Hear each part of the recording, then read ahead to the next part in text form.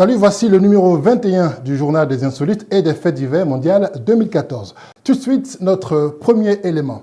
Francine, une grand-mère belge de 80 ans, est une supportrice heureuse. Toute l'équipe belge répond au courrier qu'elle leur a adressé. Une belle histoire de fans racontée par Yves Abel Apo.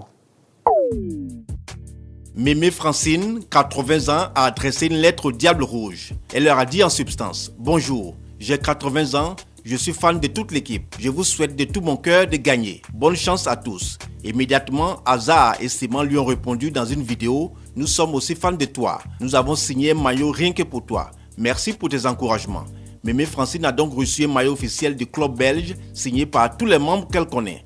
Dans sa maison, des posters à l'effigie des Diables Rouges. Elle a aussi réalisé une belle œuvre en marquant les verres d'une célèbre bière avec l'étiquette des joueurs. Cette marque d'affection de Mémé Francine devrait pousser les Belges à gagner ce soir face à l'Argentine pour une place en demi-finale. Le foot déchaîne passion et frustration. Pour se libérer de tous ces stress, il y a des supporters qui ont trouvé quant à eux, durant ce mondial, une solution totalement insolite, la masturbation. Les enquêtes en Allemagne et au Portugal, relatées par Alex Mokhtar.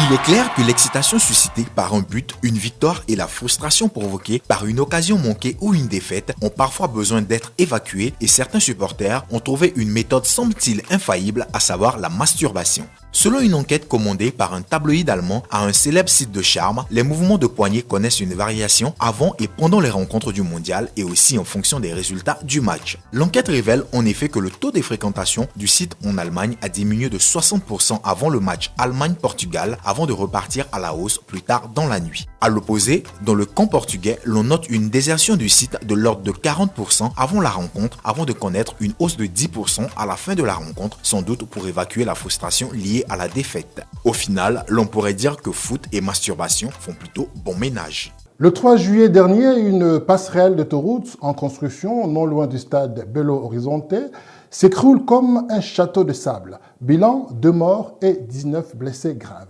Noélie Richard.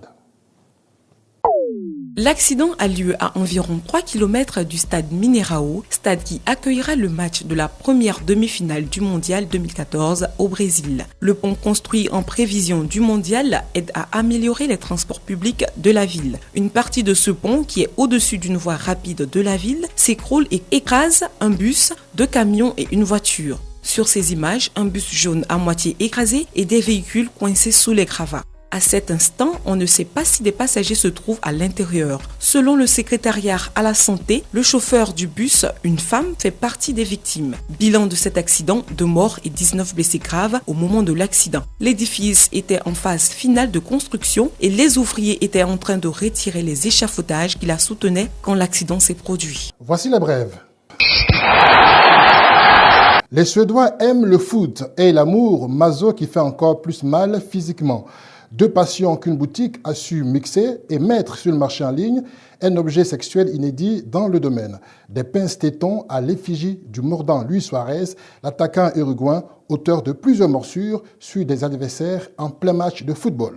Je sais que vous l'attendez tous, voici le zapping.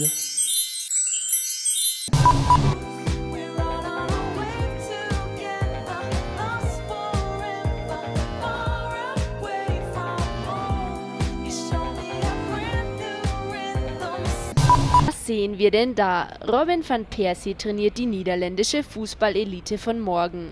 Nach dem Training der Elftal wurde der Stürmer kurzerhand zum Babysitter umfunktioniert.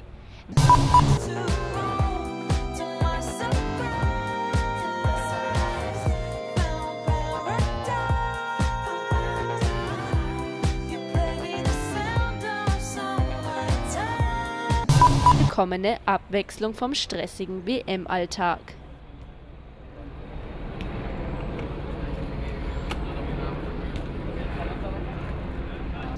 C'était le JT IFDM 2014 et comme on dit au Costa Rica, celui qui n'est pas beau par nature, il ne sert à rien qu'il se lave et se relave. À mardi et bien sûr, gardez le sourire.